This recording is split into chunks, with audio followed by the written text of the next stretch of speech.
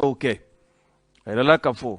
u bɛna ɲini Mali kɔni fɛ min ye jamana yɛrɛ a bɛ fɛ ka baaraba minnu kɛ n'u b'a wele k'a fɔ ko les actions prioritaires an balimaw min ye k'a fɔ kalatako kuma minnu bɛ sen na a ɲininen bɛ CEDEAO jamanakuntigi olu ka laɲini kɔnɔ k'a fɔ perepelatigiw olu ka se ka di sabu kalata a waati bɛ ka surunya hali bi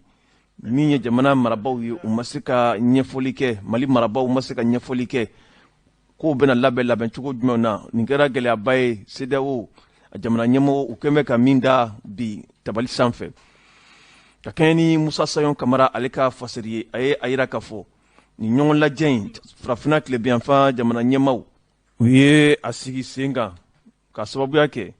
ciden min tun bɛ olu bolo ne ye Goodluck Jonathan a ka wulikajɔ senfɛ Bamakɔ yan nɔ ani jamana faamaw olu ye ɲɔgɔn ye jamana yɛrɛ fanganatɛmɛ fanga a bɛ ka taa tasira minnu fɛ kɔrɔfɔ kɔni bolila o kan kosɛbɛ hali n'a sɔrɔla k'a fɔ haminako belebele yera bi farafina tilebiyanfan jamana ɲɛmaw la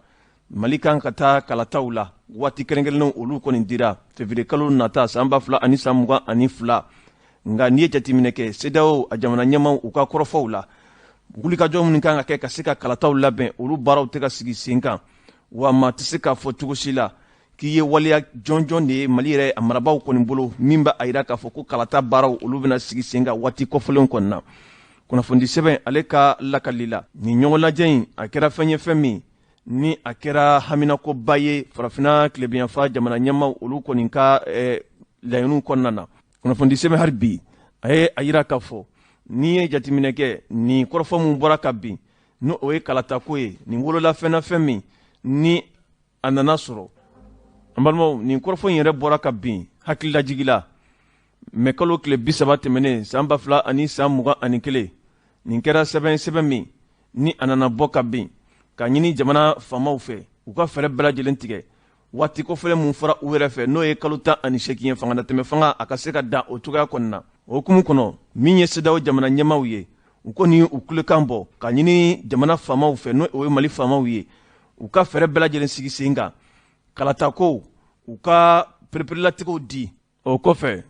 min ye k'a fɔ baara belebele minnu b'u bolo ni o kan ka kɛ teliya la u ka perepelatigɛ di o fana na wa u ye laɲini kɛ k'a fɔ nin baara ninnu kɔni kan ka kɛ jamana kɔnɔdenw bɛɛ lajɛlen k'i yɛrɛ sɔrɔ a kɔnɔna na n'o kɛra baara a bɛ se ka sabati wa u ye laɲini kɛ fana min ye k'a fɔ sɛbɛnfura minnu bɛ yen ni kalataw olu baaraw bɛna kɛ a kɔnɔna na fo jamana kɔnɔdenw u ka fara ɲɔgɔn kan ka bɛnkan kɔni di o la ni o kɛra baara in a bɛ se ka taa n'a sɔrɔla k'a fɔ jamana marabaw u bɛ ka laɲini min kɛ bi u bɛ fɛn min wele ko organe unique de gestion des élections n'a sɔrɔla baara bɛna kɛ o de kan wala n'a sɔrɔla k'a fɔ seni min bɛ an fɛ yan nɔ n'o o bɛ kalataw labɛn ni o baaraw de bɛna sigi sen kan nin bɛɛ ye laɲini ye bi CEDEAO kɛlen don ka laɲini min ɲini an ka jamana marabaw kɔni fɛ kunnafoni sɛbɛn ale ka lakali la a ye a yira k'a fɔ Goodluck Jonathan a ye perepelatigiw di farafina tilebiyanfan a jamana ɲɛmaw ma k'a yira k'a fɔ min ye Mali marabolo ɲɛmaa ye n'o ye Dr Choguel Kokala Mayiga ye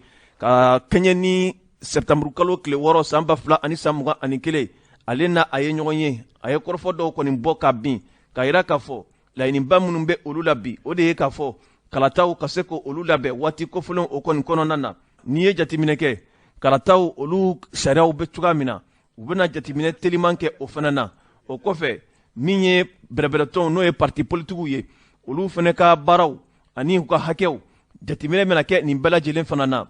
kunnafoni sɛbɛn ka lakali la hali bi Choguel Kokala Mayiga a ye a yira k'a fɔ min ye projet min ni a bɛna tali kɛ an ka jamana yɛrɛ a ka ɲɛnamaya n'o y'a ka sariya sunba ye baara bɛna jateminɛ o fana kan n'a sɔrɔla o baaraw olu bɛna se ka kɛ u bɛ fɛn min wele k'a fɔ avant projet nin bɛɛ ye fɛn min Choguel Kokala Mayiga a ye nin kɔrɔfɔw kɔni bɔ ka bin Goodluck Jonathan ale ɲɛkɔrɔ nka nin bɛɛ kɔfɛ sa CEDEAO kɔni jamana ɲɛmaw u kɔni ye min fɔ ka ɲini jamana faamaw fɛ u ka perepelatigɛ di nin bɛɛ lajɛlen na n'a sɔrɔla k'a fɔ bɛnkan de kɛra k'a fɔ Mali jamanakuntigi kalata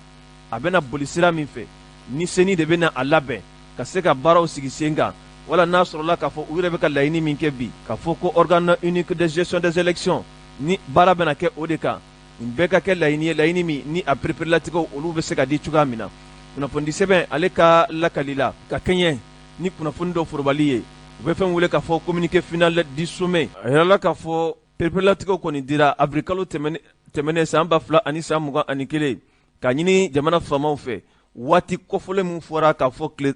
kalo 18 o ka se ka labato a labato cogo ɲuman kɔni na wa u ye bonya ta ani foli ta ka ɲɛsin jamana faamaw ma jamana yɛrɛ ka ɲɛnamaya a bɛ ka taa sira min fɛ a yirala k'a fɔ basigi o kɔni sabatira Mali kan nin waati laban ninnu na hali n'a sɔrɔla k'a fɔ Mali sigiyɔrɔw bɛ yen gɛlɛyaw caman kɔni bɛ yen nka min ye dugu yɛrɛ jamana kɔnɔdenw ka hakɛ ɲinibaw olu ka kumaw kɔni nɔgɔyara dɔɔni an bɛ waati min na i ko sisan wa u ye foli ta tuguni ka ɲɛsin jamana faamaw ma u ye wulikajɔ min kɛ Bandaw ale ka bilaliko la ani Muktar Wan ale ka bilaliko la wa ka tila ka Bandaw ka a ka hakɛw fana di a ma hakɛ kɛrɛnkɛrɛnlen min bɛ yen n'u b'a wele k'a fɔ a ka président kɔrɔ o hakɛw bɛ yen ka cabinet ta ka di a ma o kɛra fɛn ye CEDEAO jamana ɲɛmaaw u ye bonya ta ka ɲɛsin jamana faamaw ma o cogoya la kunnafoni sɛbɛn ka lakali la a ye a yira k'a fɔ min ye Soumaïla Boubèye Maïga ye ale ka ko bɛ cogoya min na u y'u da don o la k'a ɲɛfɔ jamana ɲɛmaa minnu bɛ CEDEAO kɔnɔ u ye laɲini kɛ ka ɲɛfɔ CEDEAO yɛrɛ a ɲɛmaaba ye n'o ye Nana Ado Akufo min ye jamana marabakɔrɔw ye olu ka minɛcogo tuma dɔ la perepelelatigɛw ka se ka kɛ a la wa jateminɛw ka se ka kɛ a la n'i ye jateminɛ kɛ Soumaïla Boubèye Maïga maa do a kɛra jamana yɛrɛ marabolo ɲɛmaaba ye waati tɛmɛnenw na nka n'i ye a si fana lajɛ si janfara kosɛbɛ a minɛna ka taa cogo min na ka taa bila cogoya min fana na utukalo tile 26 san 2021 ka sababuya kɛ pankuruko kuma min tun bɛ a bɛ waati jan bɔ jamanakuntigi kɔrɔ Ibrahim Boubacar Keita ale ka pankuru saniko ko la ani an ka kɛlɛcɛw olu ka minɛnw saniko kumaw la nin kɛra gɛlɛyaba ye jamana kɔnɔden caman kɔni y'u yɛrɛ ɲininka a la Soumaïla Boubèye Maïga fo ka taa se Fili Sisoko Madame Boire ninnu bɛɛ ye gɛlɛyaw sɔrɔ a la an bɛ waati min na i ko sisan laɲini kɛra k'a fɔ min ye a bɛ ka sago cogoya min na kaso kɔnɔna na olu ka lajɛ ji ɲɛma jɔlen na CEDEAO jamana ɲɛmaaw u ka sigi kɔnɔna na a bolila k'a fɔ min ye laginɛkaw fɛ yen u ye fɛɛrɛ kɛ ka olu fana senbɔ fɛn caman na CEDEAO yɛrɛ ka baara minnu bɛ yen u ye laginɛ senbɔ a caman na wa ka a ɲini laginɛ faamaw fana fɛ Alpha Condé u ka a bila teliya la waati nataw la CEDEAO a ma ɲɛmaaw u bɛna wulikajɔ kɛ k'u ka ciden kɛrɛnkɛrɛnnenw bila ka taa kumaɲɔgɔnyaw kɔni kɛ laginɛ faamaw fɛ an bɛ waati min na i ko sisan ani CEDEAO ka cidenw waati nataw la olu bɛna sigi sen kan kunnafoni an y'a sɔrɔ sɛbɛn min kɔnɔ u k'a ma ko l'indépendant arajo ɲɛtaga an balimaw kunnafoni sɛbɛn Nouvel Horizon a ye a yira k'a fɔ min ye an ka jamana marabolo ɲɛmaa ye n'o ye dɔgɔtɔrɔ Choguel Kokala Maïga ye ale ni lasigiden minnu bɛ Mali yɛrɛ kɔnɔna na yan ani u ye sigi kɛrɛnkɛrɛnnen kɔni kɛ ka ɲɛsin jamana yɛrɛ fanga na tɛmɛ fanga a bɛ se ka tɛmɛcogo ɲuman na cogoya min na sigi in kun tun ye o ye kunnafoni sɛbɛn Nouvel Horizon a ye a yira k'a fɔ ka kɛɲɛ ni nin dɔgɔkun yɛrɛ kɔnɔna ye septembre kalo tile 9 san 2021 a yirala k'a fɔ min ye marabolo ɲɛmaa ye a ye sigi kɛrɛnkɛrɛnnen kɛ ni ambassadɛriw minnu bɛ an fɛ Mali yɛrɛ kɔnɔna na yan ka sababuya kɛ laɲiniba dɔw tun bɛ ale yɛrɛ kun na Mali yɛrɛ a ka ɲɛtaa kan a yirala k'a fɔ a ye laɲini kɛ olu ɲɛkɔrɔ min ye Mali a nafoloko ye a bɛ se ka dɛmɛ cogoya min na ani minɛnw bɛ se ka di Mali ma cogoya min na ani hakilina ɲumanw bɛ se ka di Mali marabaaw ma cogoya min na nin kɔni sigi a bilala o kadiri kɔni kɔnɔna na kunnafoni sɛbɛn Nouvel Horizon a y'a yira k'a fɔ ka kɛɲɛ ni CEDEAO olu ka ciden kɛrɛnkɛrɛnnen min tun bɛ an fɛ yan n'a ye tile 3 taama kɔni kɛ o kɔfɛ sa min ye dɔgɔtɔrɔ Choguel Kokala Maïga ye a bɛ wulikajɔw kɔni na bi wulikajɔ in a kun ye mun ye ka fɛɛrɛ ani dabali bɛɛ lajɛlen tigɛ sigi ka kɛ jamana kɔnɔdenw olu ni ɲɔgɔn cɛ la ani yɛlɛmabaw olu ka se ka don jamana yɛrɛ a mara taabolo la fo ka taa bila waati kɛrɛnkɛrɛnnen min fɔra ko ka kalataw labɛn ka bɛn o waati ma a ka laɲini ye o ye kunnafoni sɛbɛn ale ka lakali la a ko nin sigi in kɔnɔna na sa min ye an ka lasigiden minnu bɛ an fɛ yan nɔ jamana wɛrɛw tɔgɔ la a yirala k'a fɔ olu ka ɲɛmaaba n'o ye Maroc o lasigiden ye ale kɔni mɛ a ka kumaw kɔni dogo a ye a ka kunnafoni bɔ ka bin hakilina minnu bɛ a la jamana yɛrɛ a ka mara taabolo kan ani yɛlɛma minnu kan ka don jamana la ale y'i da don o kɔrɔfɔw la k'o ɲɛfɔ kunnafoni sɛbɛn hali bi ale ka lakali la a ye a yira k'a fɔ Choguel Kokala Maïga a ka kumaw kɔnɔna na a ye laɲini kɛ an teri jamana minnu n'u ka lasigiden minnu bɛ an fɛ yan nɔ ka ɲini u fɛ u ka fɛɛrɛ bɛɛ lajɛlen kɛ ka se ka Mali dɛmɛ ka bɔ nin waati ninnu kɔnɔna na. Nin waati ye waati gɛlɛmanba ye Mali yɛrɛ a ka ɲɛnamaya kɔnɔna na. Sokɛli Kokala Mayiga ka kɛɲɛ a ye sigi min kɛ ani jamana kɔnɔdenw u bɛ fɛn min wele k'a fɔ force vive de la nation olu ka sigi kɔfɛ a bɛ wulikajɔw la bi. O de hukumu kɔnɔ sa ani nin maa kɔfɛlen ninnu ye ɲɔgɔn ye. Lasigiden minnu sigilen bɛ Mali yɛrɛ kɔnɔna na a ye a yira k'a fɔ ale ka nin sigi a bɛ boli minɛ min kɔnɔna na o de ye k'a fɔ Mali ka se ka dɛmɛ bi a bɛ gɛlɛya min kɔnɔ Mali ka se ka nafolo sɔrɔ nafolo min bɛ se ka Mali ka haminako fan caman ka se ka olu kɔni baaraw sigi sen kan. Kunnafoni sɛbɛn a ka lakali la a ko nin sigi n'i y'a jateminɛ kɛrɛnkɛrɛnnenya la a bɛ bila minɛn belebele min kɔnɔ o de ye k'a fɔ jamanaba minnu bɛ yen bi ni olu ye Mali terila jamanaw ye u ka se k'u bolo don Mali kɔrɔ ka se ka Mali dɛmɛ cogoya bɛɛ lajɛlen na. Kunnafoni sɛbɛn ka lakali haribi a y'a yira k'a fɔ min ye Marokaw olu ka lasigiden min bɛ an fɛ yan n'o ye son excellence Hassan Nasiri ale ye lasigidenw olu ka ɲɛmaaba ye u bɛ fɛn wele faransikan na ko doyen du corps diplomatique ale ye kɔrɔfɔw kɔni ta a ye ɲɛfɔli kɛ ka yira k'a fɔ siga t'a la Mali kɔni bɛ gɛlɛya kɔnɔna bi wa Mali ni dɛmɛ yɛrɛ fɛnɛ ka kan kosɛbɛ n'i ye Mali gɛlɛyaw jateminɛ kabini waati jan a gɛlɛyaw kɔni fanga ka bon nka waati de sera sa Mali kɔnɔdenw u ka fara ɲɔgɔn kan ka se ka yɛlɛmaw don Mali yɛrɛ taabolo la ale yɛrɛ fɛnɛ y'a sinsin k'a fɔ ko refondation o ka kan bi Mali yɛrɛ kɔnɔna na. Kunnafoni sɛbɛn hali bi a ye a yira k'a fɔ n'i ye nin sigi in jateminɛ a nana sigi kɔfɛ sigi min ye an ka jamana minisiri min bɛ yen ni ale sigilen bɛ ka ɲɛsin Mali ani jamana wɛrɛ cɛ o kɔɲa ɲɛnabɔw ma min ye Abdoulaye Diop ale fɛnɛ ni lasigiden minnu bɛ an fɛ yan u ye sigikafɔw kɛ Mali yɛrɛ ka gɛlɛyaw kan dɛmɛ min bɛ se ka ta ka ɲɛsin Mali ma u kumana olu bɛɛ lajɛlen kan. O de kɔfɛ sa marabolo ɲɛma dɔgɔtɔrɔ Sokɛli Kokala Mayiga ani nin maa kofɔlenw olu ye ɲɔgɔn ye a kɔrɔfɔw kɔni samana kosɛbɛ kosɛbɛ nka min ye Marokukaw olu ka lasigiden min bɛ a kɔni ye kala sinsin fɛn min kan o de ye k'a fɔ Mali a ye layidu minnu ta k'a fɔ kalataw olu ka se ka kɛ waati kɔfɔlenw na min ye diɲɛmaa ye a sigilen bɛ bi ka Mali yɛrɛ makɔnɔ kalo 18 min fɔra baaraw bɛɛ lajɛlen ka sigi sen kan ka se ka o baaraw nun don. O kɔnɔna na sa dɔgɔtɔrɔ Sokɛli Kokala Mayiga a ye a yira k'a fɔ siga kɔni t'a la min ye diɲɛmaaw kɔni ka haminako ye k'a fɔ Mali ka se ka a ka kuma fɔtaw ka olu labato o kɔni ye fɛn ye fɛn min ni Mali yɛrɛ faamaw sigilen bɛ o kan.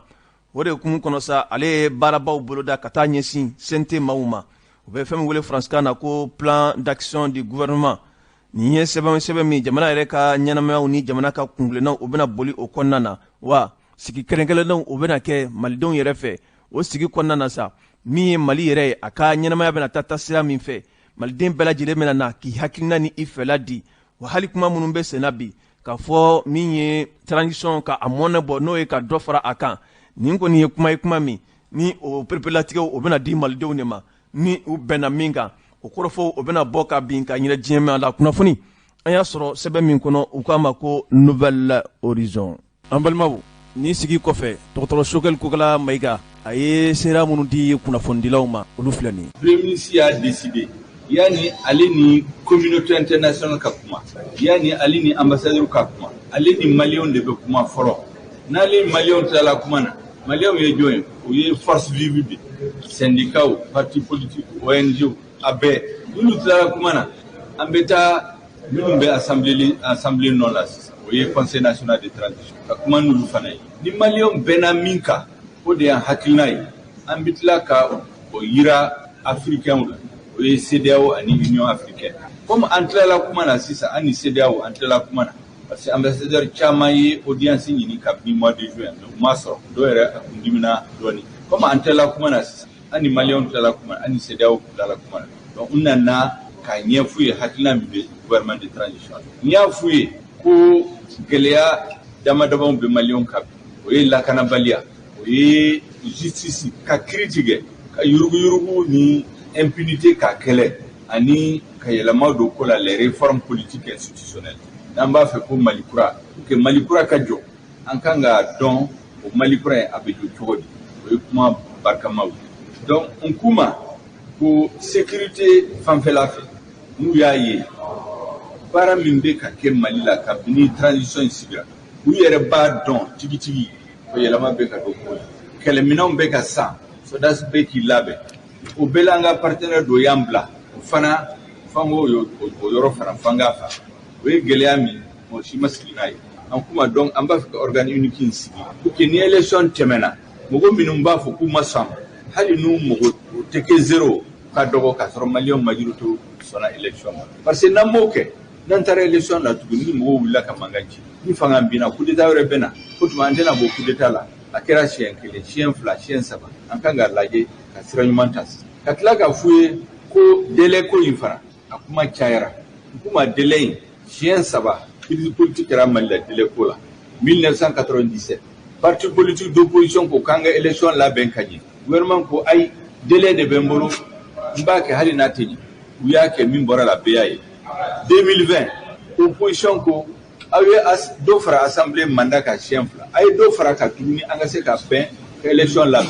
gouvernement ko ayi délai fixera dialogue national de ye délai di an se ka bɔ délai kan u taara la min bɔra la bɛɛ y'a ye n b'a dɔn sisan minnu bɛ fanga la 2020 n'i y'u bɔ sisan kaso la k'u bila ka kuma fɛ u b'a fɔ ko délai ka fara kan donc sisan ko CEDEAO ye délai di a ɲɛna a ma ɲɛ an ka taa o délai kɔnɔ kuma kan tɛ se ka kɛ tan a bɛ cogo min na an yɛrɛ b'an sigi k'a lajɛ a bɛ se ka bɛn cogo di transition bɛ se k'a fɔ ni assise banna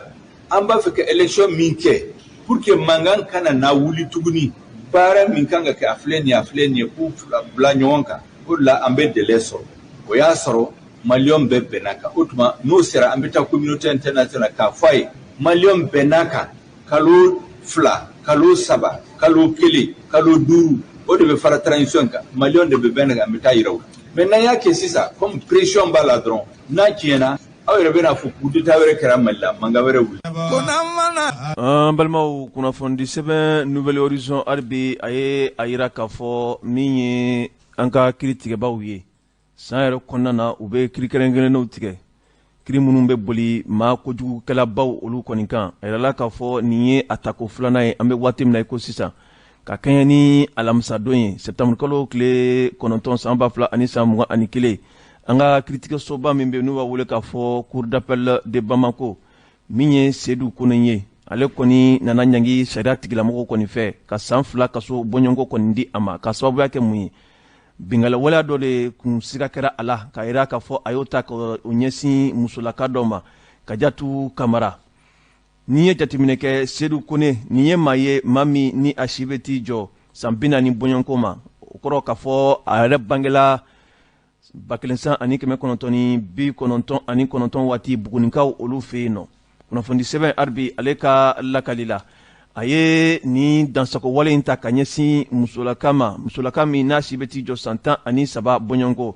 nin yɛrɛ waleyaw kɛra san 2019 waati la kunnafoni sɛbɛn ka lakali la ka kɛɲɛ min ye juin kalo tile 20 san 2019 waati a yirala k'a fɔ min ye Seydou Kone ye a tora a ka taama de senfɛ a nana i kari ka don Kadiatu Kamara olu ka du kɔnɔna na a y'a ɲini Kadiatu Kamara fɛ min ye alimɛti ye a k'o di a ma ale bɛna a ka sigɛrɛti de minɛ kunnafoni sɛbɛn ka lakali la tumana min na nin fɔra Kadiatu Kamara a donna gabugu kɔnɔ ka alimɛti ɲini o waati kelen na Seydou Kone a y'i kari ka don Kadiatu Kamara ka gabugu kɔnɔna na ka laɲini kɛ sa an bɛ hakɛtoni kɛ lamɛnbaaw fɛ min ye cɛnimusoya ye ko o ŋaniya siri ka ɲɛsin nin den tanni ma san 13 bɔɲɔgɔnko nin kɔni kɛra gɛlɛyaba ye kunnafoni sɛbɛn ka lakali la o hukumu kɔnɔ sa min ye Kadiatu Kamara ye a somɔgɔw bɔlen kɔ nin kɔrɔfɔ ninnu kalama olu kɔni ye wulikajɔ kɛ ka ɲɛsin polisilakaw ma ka taa kɔrɔfɔ da olu tulo kan polisi olu ye Buguni polisiw olu ka wulikajɔ senfɛ a nana wolo Seydou Kone ale weleli la k'a ɲininka a dalakan na o kɔfɛ ka bila ka taa kiiritigilamɔgɔw olu ka bolo kɔni kan kunnafoni sɛbɛn ka lakali la a ye a yira k'a fɔ Seydou Kone nin dɔgɔkun kɔnɔ a taara jɔ kiiritigilamɔgɔw olu ɲɛkɔrɔ ɲininkaliw kɔni busamisɛnnin o ganna a la a ye a yira k'a fɔ siga t'a la ale kɔni ye waleya min kɛ ale nɔdon nka a ma dabɔ a kama sabu ale yɛrɛ ka laɲini tun tɛ nin ye a tun tɛmɛtɔ de don a ye laɲini kɛ ka alimɛti ɲini k'a ka sigɛrɛti de minɛ o hukumu kɔnɔ sa a ye yafa yɛrɛ deli kiiritigilamɔgɔw fɛ wa ale na kɛ maa ye maa min bɛna maaw bali ka bɔ nin baara ninnu na sabu ale ye nimisaba sɔrɔ nin baara in na kosɛbɛ kunnafoni sɛbɛn ale ka lakali la min ye den yɛrɛ masa ye ale yɛrɛ mɛ kiiri kɛnɛ kan olu ye a yira k'a fɔ ko u yafara Seydou Kone ma sabu deliw kɔni cayara kosɛbɛ kunnafoni sɛbɛn hali bi ale ka lakali la min ye sariya a wulikajɔ kɛba min bɛ yen n'u b'a wele k'a fɔ ministère public o kɔni wulila k'i jɔ kiri kɛnɛ kan a ye a yira k'a fɔ siga kɔni t'a la Seydou Kone a ye nin kɔrɔfɔ ninnu fɔ nka maa min don nin waleya in kɔnɔna na ŋaniya ɲuman tun t'a la cogoya si kɔni na n'a ma ɲɛ k'a fɔ a yɛrɛ kɔni ye a dɔn k'a fɔ ko ale ye waleya min kɛ ko a ma bɛn wa a ye yafa kɔni deli a ɲinina kiiri tigilamɔgɔw fɛ u ka Seydou Kone ka a mako to hali n'a sɔrɔla k'a fɔ waleya in sariya kɔni ye a kɔniya fo ka se a dan na kunnafoni sɛbɛn ka lakali la a yɛrɛ la k'a fɔ Seydou Kone a ka kiiri bɔlen kɔ ka bin kiiri tigilamɔgɔw olu ye san 2 kaso bɔɲɔgɔnko kɔni di a ma n'i ye jateminɛ kɛ a na kɛ sa san 2 in yɛrɛ o tɛmɛna sabu Seydou Kone ale minɛna san 2000 ani san 19 an bɛ san 2000 ani san 21 na kunnafoni an y'a sɔrɔ sɛbɛn min kɔnɔ u k'a ma ko Nouvelle Horizon. An balimaw kunnafoni sɛbɛn l'Indépendant a ye a yira k'a fɔ min ye jamana marabaaw ye u ye hakilinaba dɔw ta ka ɲɛsin an ka kiiri tigilamɔgɔ dɔw ma kunnafoni sɛbɛn ka lakali la a ye a yira k'a fɔ ka kɛɲɛ jamanakuntigi kɔrɔ Ibrahim Boubacar Keita ale ka pankuruko kumaw na ani sɔrɔdasiw ka kɛlɛkɛminɛnw olu sanniko kumaw la nin kɛra gɛlɛyaba ye kiiri tigilamɔgɔw olu yɛrɛ ni ɲɔgɔn cɛ la kunnafoni sɛbɛn a y'a yira k'a fɔ ladala an ka jamana marabaaw u bɛ sigi kɛrɛnkɛrɛnlen min kɛ n'u b'a wele k'a fɔ Conseil des ministres u ye hakilinaba dɔw ta ka ɲɛsin min ye kiiritigɛla dɔ Cheikh Mohamed Cherif Kone ale yɛrɛ ye maa ye sɔnnadoba don u bɛ fɛn min wele faransikan na ko premier avocat général de la Cour suprême jɔyɔrɔ min bɛ a la faamaw u kɔni ye jɔyɔrɔ in wuli ka bɔ yen nɔ kunnafoni sɛbɛn ale ka lakali la ka kɛɲɛ ni an ka kiiritigɛsoba min bɛ yen n'u b'a wele k'a fɔ Cour suprême olu baarakɛlaw ka laɲini kɔnɔna na ka ɲɛsin jo sariya o minisiri ma a yirala k'a fɔ minisiri ni o ye kiiri tigilamɔgɔw ka minisiri ye ale ye wulikajɔ kɛ ka taa kɔrɔfɔ kɔni da transition a fanga ɲɛma n'o ye colonel Assimi Goïta ale tulo kan kɔrɔfɔ nana bɔ ka bin Conseil des ministres ale yɛrɛ kɛnɛ kan ka kɛɲɛ septembre kalo o tile 8 san 2000 ani san 21 a yirala k'a fɔ jɛ nana kɛ k'a fɔ nin maa kofɔlen ye n'o ye Cheikh Mohamed Cherif Kone ye a bɛ jɔyɔrɔ min na Cour suprême na n'o ye premier avocat de la Cour suprême ka a wuli ka bɔ o jɔyɔrɔ la wa n'i ye nin kɔrɔfɔ ninnu jateminɛ nin nana kɛ ni Choguel Kokala Mayiga ale ka yamaruya ye ani fangatɛmɛ fanga ɲɛma ale fana ka yamaruya ye kunnafoni a bɔra ka bin ka nin sababuya a kɛra mun de ye n'i ye jateminɛ kɛ kiiri tigilamɔgɔw u bɛ ɲɔgɔn sama na bi kosɛbɛ ka kɛ ni Yusuf Kamara ale ka fasɛri ye septembre kalo o tile 8 san 2000 ani san 21 kɔrɔfɔ dɔw kɔni nana bɔ ka bin min ye sariya ye sariya min n'u b'a wele k'a fɔ décret numéro 221 0098 PTRM du 18 février 2021 nin bɛ kofɔli de kɛ ka ɲɛsin kiirisoba min bɛ yen ni o ye Cour suprême ye k'a fɔ a baarakɛla ni o ye Cheikh Mohamed Cherif Kone ye k'a fɔ jɔyɔrɔ min bɛ a bolo ale kɔni bɔra a ka jɔyɔrɔ la n'o ye k'a fɔ premier avocat général de la Cour suprême kunnafoni sɛbɛn ale ka lakali la a ko nin sɔrɔla mun de senfɛ a bɛ waati jan bɔ kabini Sumeli Bube Mayiga ani madame Buare Fili Sisoko olu ka minɛli senfɛ yuruguyurugu o kɛlɛli nasiraw kɔni fɛ kunnafoni sɛbɛn a ye a yira k'a fɔ kiiri tigilabɔnw u ma se ka ɲɔgɔn faamu a minɛcogo la dɔw ye a yira k'a fɔ minɛcogo a ɲɛna a bɛ sariya yɛrɛ hukumu kɔnɔna na dɔw yɛrɛ y'a yira k'a fɔ minɛcogo man ɲa a kɛra sariya sɔsɔ bolo kan kunnafoni sɛbɛn a y'a yira k'a fɔ maa minnu kɔni kelen don ka a baara in kɔni ɲangi k'a fɔ k'a ma kɛ sariya kɔni kɔnɔ o dɔ ye Cheikh Mohamed Cherif Kone ye a bɛ waati jan bɔ ale kɔni bɛ médiaw sanfɛ a bɛ ka sɛbɛnninw kɛ k'a yira k'a fɔ nin minɛcogo a kɛra sariya sɔsɔ kɔnɔna na sabu n'a ma ɲa k'a fɔ jamana sariya sunba a ye pereperelatigɛw di n'i ma ɲa k'a fɔ i bɛ jamana marabaa kɔrɔw n'i bɛ olu kɔni minɛ a ka kan i k'u minɛ minɛcogo ɲuman kɔni na kunnafoni sɛbɛn ale ka lakali la a ko min ye Cheikh Mohamed Cherif Kone ye a ye a yira k'a fɔ jamana kiiritigɛsoba min bɛ yen ni u b'a wele k'a fɔ Cour suprême o kɔni man ka kɛ sariya sɔsɔba ye sabu kiiritigɛsoba min bɛ kiiri bɛɛ lajɛlen sanfɛ o de ye ale ye ni o baarakɛlaw kɛra k'a fɔ ko olu de bɛ sariya sɔsɔ o ye gɛlɛyaba ye n'i ye jateminɛ kɛ kiirisoba dɔ bɛ an ka jamana kɔnɔ n'u b'a wele k'a fɔ haute cour de justice ni ye yɔrɔ min ni perepelatigɛw dira jamana sariya sunba fɛ k'a fɔ jamana marabakɔrɔw ni olu ye waleya jugu kɛ ɔtukuru de kan ka I wasa don o kibaruya sugu la jamana yɛrɛ kɔnɔna na nka a nana ye k'a fɔ n'i ye jateminɛ kɛ Sheikh Mohamed Sherif Kone ale a yira k'a fɔ maaw kɔni ka kumaw cayara min ye bɔlɔlɔ sanfɛla ye a yirala k'a fɔ jamana kɔnɔdenw caman sigilen bɛ ka nin dossier in kɔni a kɔnɔkow kɔni jateminɛ o de hukumu kɔnɔ kiiri tigilamɔgɔw o y'u ta o kɔrɔfɔw kɔni fɛ ne ma fɔ dɛ min ye Sheikh Mohamed Sherif Kone ale ka kɔrɔfɔ don k'a yira k'a fɔ nin kɔni kɛra gɛlɛyaba ye sabu u bɛ min fɔ k'a fɔ ko jurisprudence o ma kɛ ka labato nin baara in kɔni kɔnɔna na o hari n'i ye jateminɛ kɛ maa min ni u minɛna n'o ye Sumelu Bube Mayiga ye ani Madame Buhare Fili Sisoko u minɛ cogo ka t'u sago kasobon kɔnɔna na nin cogoya in na nin bɛɛ ye gɛlɛyaba ye o hukumu kɔnɔ sa min ye kiiritigɛlaw olu ka sɔnnadontɔw olu kɔni bɛ ka ɲɔgɔn jaabi bi kosɛbɛ dɔw ye a yira k'a fɔ min ye Sumelu Bube minɛ cogo ye a sariya bɛ Cour suprême maaw bolo u ka se ka wulikajɔ kɛ k'a minɛ dɔw fana y'a yira k'a fɔ min ye Sumelu Bube minɛ cogo ye a ma bɛn sariya kɔnɔ nin kɔni kɛra sama-samaba ye u ni ɲɔgɔn cɛ la fo a yirala k'a fɔ min ye Sheikh Mohamed Sherif Kone ye ale yɛrɛ ye wulikajɔ kɛ ka damakasi sɛbɛn yɛrɛ don Cour suprême a procureur général ale juguya la ani Cour suprême a président juguya la k'a fɔ ko u ye waleya kɛ waleya min ni a b'u ka baara yɛrɛ kankɔrɔ sɔsɔ ni o ye forfaiture ye sabu a ye a yira k'a fɔ nin baara o forfaiture nin a bɛ se ka taa a daminɛ san 5 fo ka taa bila san 20 kaso yɛrɛ la a y'o damakasi sɛbɛn don sigida a 6nan yɛrɛ o sariya wulikajɔ kɛbaa fɛ n'o o procureur de la république ye o kɔrɔfɔw bɛɛ lajɛlen bɛ sen na an bɛ waati min na i ko sisan kunnafoni sɛbɛn ka lakali la o de nana kɛ sababu ye sa min ye Cour suprême a maaw olu ye fara ɲɔgɔn kan teliman kɔni kɛ ka ɲini minisiri jo sariya minisiri yɛrɛ fɛ a ka wulikajɔ kɛ min ye nin maa kofɔlen in ye a bɔra a ka baara hukumu kɔnɔna na sabu a bɛ fɔ k'a fɔ olu bɛ baara minnu kɛ a ka kan tuma dɔ la u bɛ fɛn min wele k'a fɔ devoir de réserve n'o ye ka I yɛrɛ minɛ tuma dɔw la o kɛra wajibi ye olu kan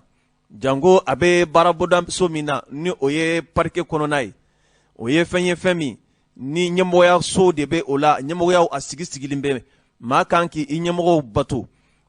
a yirala k'a fɔ nin kɛra baara ye baara min ni ɲɛmɔgɔya ma bato a la wa a kɛra sama-samali ye a kɛra fɛn ye fɛn min kiiritigɛbaaw ko olu ma fiɲɛya jamana kɔnɔdenw yɛrɛ ɲɛkɔrɔ k'u ka baaraw lagosi jamana kɔnɔdenw ɲɛkɔrɔ o hukumu kɔnɔ sa min ye jamana faamaw ye o ye nin baara in kɔni k'a boloda Sheikh Mohamed Sherif Kone k'a wuli ka bɔ a jɔyɔrɔ la n'o o ye k'a fɔ premier avocat général de la Cour suprême kunnafoni an y'a sɔrɔ sɛbɛn min kɔnɔ u k'a ma ko l'indépendant ka da min ye jamana yɛrɛ ɲɛmaw ye u bɛ wulikajɔ la an bɛ waati min na i ko sisan minisiriso min bɛ yen ni o sigilen bɛ ka ɲɛsin jamana yɛrɛ yɛlɛmabaw olu taabolo kɔni ma a ye sigi kɛrɛnkɛrɛnlen kɛ ni jamana kɔnɔdenw ye sigi kɛra tako 2 ye tako fɔlɔ a nana wolo fɛn na fɛn min ni ani bɛrɛbɛrɛtɔn ɲɛmaw n'o ye parti politigiw ye olu ye sigi kɛ o kɔnɔna na an yɛrɛ tun bɛ a kɛnɛ kɔnɔ sigi wulilen ko an y'an madon min ye Modibo Kajoke ye ale ye bɛrɛbɛrɛtɔn ɲɛmaa ye an ye ɲininkali sɛmɛ a la min sɔrɔla ale da o jaabi la an ka jɛ ka dɔɔni lamɛn o la. Ne tɔgɔ ye Modibo Kajoke ne ye APR Maliko président ye. Jamana faamaw u ye wele bila jamana kɔnɔdenw ma mɔgɔw kana u hakilina e y'i ka kumakanw fɔ bakurubaya la tubabukan na i bɛ se ka mun fɔ an lamɛnbaa minnu ma garisigɛ sɔrɔ ka tubabukan fɔ. I ka nin diyara n ye kosɛbɛ parce que n ye min fɔ sisan an tubabukan mɛnna u bɛ to ka ɲina ko maliyɛn bɛɛ tɛ tubabukan fɔ an bɛ ban an ka kanw na bamananw ko mɔgɔ ma mɔ kan min na k'o tɛ mɔ i da c'est important an ka to ka kuma pour que an ka communiquer an ka mɔgɔw k'an faamuya. Ne ye ministre fo sisan parce que a bɛ waatinin bɔ ministre b'a la k'an wele u b'an wele fɛnw b'a la ka taa cogo min na u b'a fɔ an ye ne hakili la o ye koba de tigɛ kuma bɛɛ u b'an wele bonya kɔnɔ u b'an bɛɛ wele ka na u bɛ fɛ an bɛɛ ka da don kuma na ne fɔ o ye koba ye ne ko an k'o foli kɛ parce que an t'o foli kɛ ka caya kuma bɛɛ o kɔfɛ tuguni réforme minnu b'a la ka fɔ ko ka Mali kura kɛ ko ka organe unique de gestion mɔgɔw ta ɲɔgɔn faamuya la u b'a la ka taga segin kan an ka refondation ko kuma ma daminɛ bi 2018 ne tun ye candidat ye ne y'a fɔ n ko Mali sɛgɛnna Mali ɲagamina Mali problème ka ca n ko an se bɛ yɔrɔ min na sisan fo Mali k'a jɔ ka Mali yɛrɛ fɛnw évaluer k'a lajɛ mun y'a to crise bɛ k'anw fɛ yen kuma bɛɛ anw ye jamanaba ye anw tun taara ɲɛ mun y'a to an b'a la ka jɔ walima an b'a la ka segin kɔ n ko an k'o lajɛ k'a lajɛ min y'o kɛ an ka se k'o furakɛ donc refondation ye wajibi de ye anw fɛ a kɛra bi o a kɛra sini o a wajibi do donc an ka da organe unique de gestion des élections mɔgɔ b'a la k'a fɔ k'a gɛlɛya an ye réflexion k'a kan an ka parti kɔnɔ an ye réflexion k'a kan an ka regroupement kɔnɔ M5 la fana an ye réflexion k'a kan organe unique de gestion bɛ se ka sigi mais fo ministre k'a teliya dɔɔni ni ministre sera ka décision dɔw ta ka ordonnance ta ni mois in kɔnɔ ka taa bɛn 23 septembre ɲɔgɔnna ma ne ka jate la organe bɛ se ka sigi organe bɛ sigi wa organe nin bɛ sigi ka kɛ organe ɲuman ye lienti ka ni administration cɛ a bɛ baara kɛ ka élection organiser problème foyi t'a la wa an y'a fɔ ministre ye ka atelier organiser joona ka parti bɛɛ wuli n'a fɔ u y'u wuli cogo min na pour que an ka se ka dɔ fɔ bon i y'a dɔn n'i y'an ka mara cogo lajɛ n y'a fɔ cogo min na sisan an ka gouvernance n'i y'a ye crise caman b'an fɛ yan an yɛrɛ b'an ka mɔgɔw mara cogo min na o man ɲi mali kura y'o de k'an ka mara cogo yɛlɛma an bɛ an ka mɔgɔw mara cogo min na an k'an mara cogo yɛlɛma anw minnu ye kɛra ɲɛmɔgɔ ye anw minnu ye mɔgɔ kalannenw ye i b'a sɔrɔ anw t'a jate minɛ mais kuma dɔ an bɛ taa mɔgɔ dɔw mara an yɛrɛ t'u dɔn n'i ye tubabu bila ko tubabu kana yɔrɔ o yɔrɔ ma livre o livre bɛ yen n'a y'a sɔrɔ a ka tubabukɛ b'a kalan fɔlɔ yan'a ka n'a mara anw tɛ livre kalan an bɛna mɔgɔ mara an t'u dɔn an t'u ka culture dɔn an t'u ka laada dɔn n'o kɛra dɔrɔn furugufurugu bɛ na fɔɲɔgɔnkɔ bɛ na an tɛ ɲɔgɔn faamu donc fɛn caman de kan ka yɛlɛma anw fɛ yen parti min b'an fɛ yen parti 200 ani parti 40 an ka taux de participation ma bonya association bi a ka ca association batan bon ninnu bɛɛ kɛlen don bɛɛ la an tala ka ɲɛ donc ça veut dire qu'il y a des problèmes donc c'est vraiment important pour que an ka segin nin bɛɛ kan k'a lajɛ mun de marché la mun ma marché k'a yɛlɛma pour que an den minnu bɛ na olu kana ni mali kɔni sɔrɔ yen. marabolo ɲɛmaa ye a ka plan d'action min fɔ nafoloko n ka musuko banna a tɔ ye wariko ye foyi ma ɲɛnabɔ a nafoloko e yɛrɛ bolo a bɛ se ka sɔrɔ wa. ne fɛ ne bɛ da la ne delila ka débat dɔ kɛ dɔ ye ne ɲininka ne ko n ko premier ministre dɔ bɛ yen a ye san 1 kɛ a ma se ka na n'a ka PAG déclaration générale de politique a ma se ka kɛ premier ministre dɔ ye kalo 6 kɛ ka plan d'action kɛ Sogɛli nana Sogɛli ko dɔgɔkun 6 ne b'a kaya ne ko n ko maliyɛnw an ka da ɲɔgɔn na kɛ mɔgɔ min ko k'a bɛ se ka 2000 milliards mobiliser ka nin élection kɛ ka nin baara kɛ ne fɛ mun y'a to anw bɛ taa sɔsɔli don 2000 milliards kɔnɔ yanni an ka an miiri est ce que ne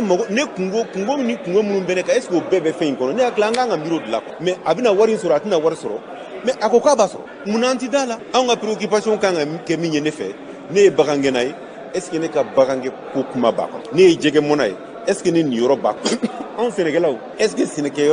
sɛnɛkɛlaw ka kumaw talen bɛ a kɔnɔ anw ekɔlidenw anw ekɔli karamɔgɔw est ce que an ka préoccupation bɛɛ bi a kɔnɔ ne fɛ anw ka problème kan ka ko de mais wari tɛ sɔrɔ wari bɛ sɔrɔ maliyɛn bɛ sɔsɔli ko la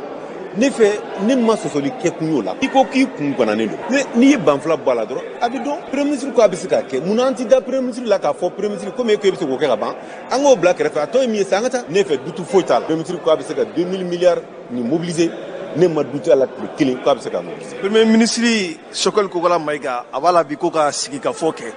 maliyɛn bɛ mali fan fɛ bɛɛ ka na ka bi ka sigikafɔ kɛ waati tɛmɛnenw na sigikafɔw de ɲinina hali aw yɛrɛ fɛ M5 mɔgɔw aw ma sɔn yala bi mɔgɔw bɛna sɔn aw ta ma. bon ne kɔni fɛ an kan ka baara kɛ pour que mɔgɔw ka sɔn. n'aw ma sɔn mɔgɔw ta ma o bɛ sɔn aw ta ma. an se bɛ yɔrɔ min na bi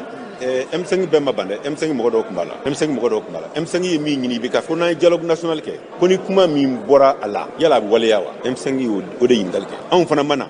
an mana o kama dɛ anw mana o kama anw mana min na anw ko dialogue national de refondation o de ka di anw ye c'est pas dialogue inclusif hein le dialogue qui va permettre de refonder le Mali o de ka di anw ye a ma k'o ye anw fana mana bɛɛ ma na i na kunna an nana se waati dɔ la an kan ka bɔ o bɛɛ kɔnɔ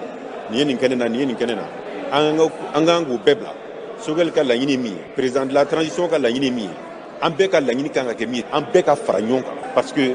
IBK tun bɛ yen waati min na ani sisan tɛ kelen transition o ye bɛɛ jɛ de transition ye opportunité ba de maa si tɛ fanga na Sogɛli tɛ se ka kɛ président ye élection in kɔfɛ Asimi tɛ se ka kɛ président ye élection in kɔfɛ donc o kɔrɔ ye ko bɛɛ bɛ niveau kelen na opposition tɛ yen majorité tɛ yen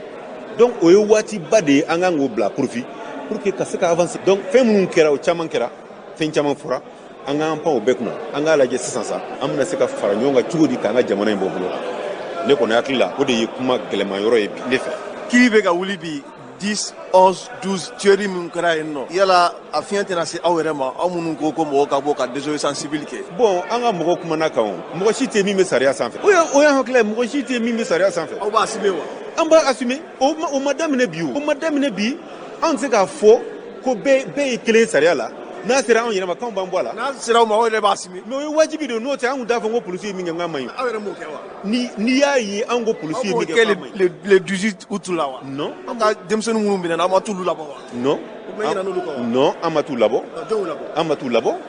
Ni ye M5 ka mouvement lajɛ, ni ye M5 ka mouvement lajɛ, M5 ka mouvement c'est dirigé par le comité stratégique. Ni comité stratégique ye décision min ta i b'o ye. Denmisɛnninw bɛ se ka ko dɔw kɛ, ko wɛrɛ caman bɛ se ka kɛ. I tɛ se ka o bɛɛ kɛ comité stratégique, i tɛ se k'o bɛɛ kɛ M5. M5 ka ca, M5 ka comité stratégique ma décision ta don si ko ka taa mɔgɔ bɔ kaso la. A ma deli ka. O bɔra cogo di? A ma deli ka. Comité stratégique ma deli ka mɔgɔ fara ɲɔgɔn kan fiyewu. A ye taa karisa bɔ. An tɛ se k'o fɔ o. Parce que an yɛrɛ ko de ko ka impunité zéro. Donc ni nɔ minɛna, i bɛ sanctionner. Ni nɔ yera la, i bɛ sanctionner. Mais ni nɔ ma y'a la, i bɛ bila a banna tranquille. Min kɛra anw ka fɛn kuma, o ni nin tɛ kelen ye. Ministre dɔ de nana, ministre de la Justice, a nana spécialement avec des objectifs précis. O tɛ yan bilen. Ministre de la Justice min bɛ yen sisan, Malien bɛɛ dama kan ka o la. Min nana, o kun nana objectif kelen dɔrɔn de kama. N t'a tɔgɔ fɔ, i b'a dɔn maa min. A nana objectif kelen dɔrɔn de kama. N bɛ se ka M5 kase cogo di? O ye contexte wɛrɛ de ye. Ne ka kuma laban ye min ye, an bɛ yɔrɔ min na, gouvernement b'a la ka baara kɛ ka Malien bɛɛ fara ɲɔgɔn kan. Mɔgɔ min ko k'a b'an bɛɛ fara ɲɔgɔn kan, an kana an yɛrɛ bɔ. An bɛɛ ka sɔn. An bɛɛ ka fara ɲɔgɔn kan, an bɛɛ ka fara ɲɔgɔn kan, an ka Mali problème lajɛ sérieusement, an ka Mali yɛlɛma ka kɛ Mali ye, an bɛ waso ni min ye, an bɛ se ka min di an denw. A ma nɔgɔn dɛ, mais fo bɛɛ ka se ka a yɛrɛ minɛ, fo an bɛɛ ka muɲu, an ka fara ɲɔgɔn kan, an ka taa o Mali in dilan. O ye wajibi de ye anw fɛ, parce que an bɛɛ sen b'a la, e sen b'a la, ne sen b'a la, Mali tiɲɛna bi, mais an man ka min kɛ, ka Mali tiɲɛni in di an denw ma, an man ka. Donc an kan ka ko bɛɛ kɛ ka Mali in dilan, n'an sera k'a dilan ka se yɔrɔ min na, o y'an seko ye. K'a di an denw ma, o la an denw bɛ se ka waso n'an ye, k'a fɔ an ka cɛkɔrɔbaw minnu b'an ɲɛ, olu y'a lase ka fɛn dɔ tun bɛ yen a kun tiɲɛn'u bolo, u y'a lajɛ k'a dilan ka sɔrɔ k'a d'a ma, u sera k'a kɛ nin cogo in na an y'a mais an kana to nin cogo in na. O de kun ye ne ka kuma laban ye.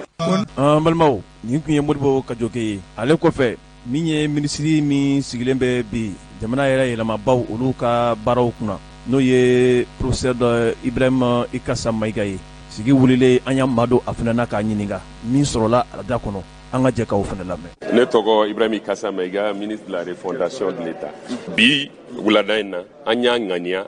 ka an ka politiki jɛkulu k'u kuma ɲɔgɔnya an ka premier ministre ka yamaruya kɔnɔ. A tun y'u kunbɛn,